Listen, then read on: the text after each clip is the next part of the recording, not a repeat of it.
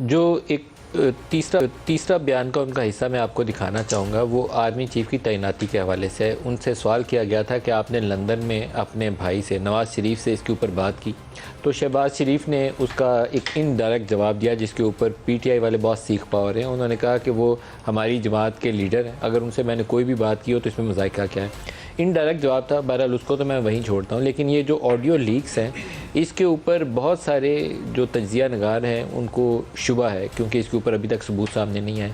शुबा ये है कि ये कहीं ना कहीं नए आर्मी चीफ़ की तैनाती से जुड़ा हुआ मामला मुमकिना तौर पर हो सकता है। अगर कोई ऐसी गुफ्तगू सामने आ गई जहां आर्मी चीफ़ के तकर्रुर का जिक्र हो रहा, या आर्मी चीफ़ की और वज़ीर-ए-आज़म की ऐसी गुफ्तगू की कोई रिकॉर्डिंग लीक कर दी गई, तो फिर ये बात 100% यकीन के साथ आप कह सकते हैं कि ये सारी लीक्स का मकसद, क्योंकि अभी तक जो लीक्स हुई हैं उसमें सिवाय इसके कि हम कहें कि नेशनल सिक्योरिटी ब्रीच है, उसके अलावा अभी कोई ऐसी मेल प्रैक्टिसेस इस्टेब्लिश होकर सामने नहीं आती जिस पे कहा जाए कि इस बंदे को पकड़ो, फांसी पे लगा दो, इसने इतने पैसे खा लिए। लेकिन अगर चीफ़ की तैनाती के हवाले से कोई गुफ्तगू सामने आ जाए, तो वो जिसके मुतल्लिक़ गुफ्तगू होगी या जिन लोगों ने गुफ्तगू की होगी, वो उन सब के लिए बहुत नुकसान का बायस हो सकती है, और पाकिस्तान के लिए भी लम्हा फ़िक्रिया हो सकती है।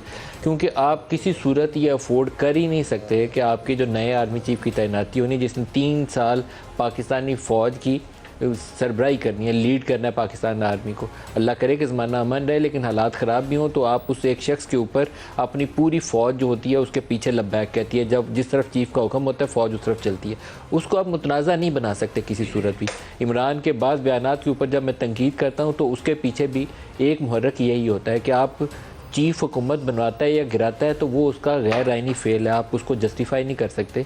लेकिन आप नए चीफ़ को कंट्रोवर्शियल नहीं बना सकते, क्योंकि उसके ऊपर आपकी पूरी सिक्योरिटी का इंसार है, आपकी पूरी फ़ौज लड़ती है उसकी एक कमान के ऊपर, एक हुक्म के ऊपर।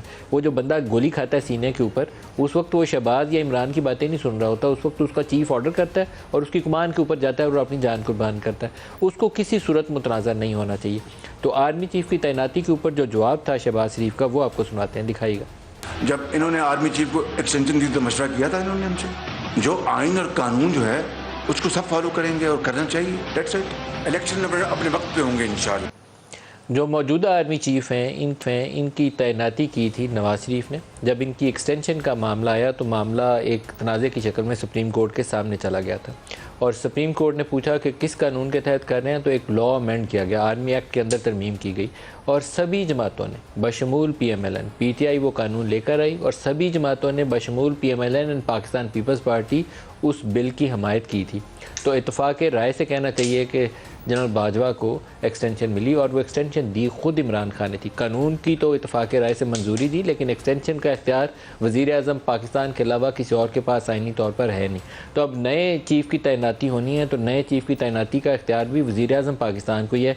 वो शहबाज शरीफ इन ऑफिस हो या कोई और इन ऑफिस हो, उसी ने करनी है। जो तरीकाकार है, मिनिस्ट्री ऑफ डिफेंस असेंबली आएगी और उनमें से एक नाम का वो चुनाव करेंगे।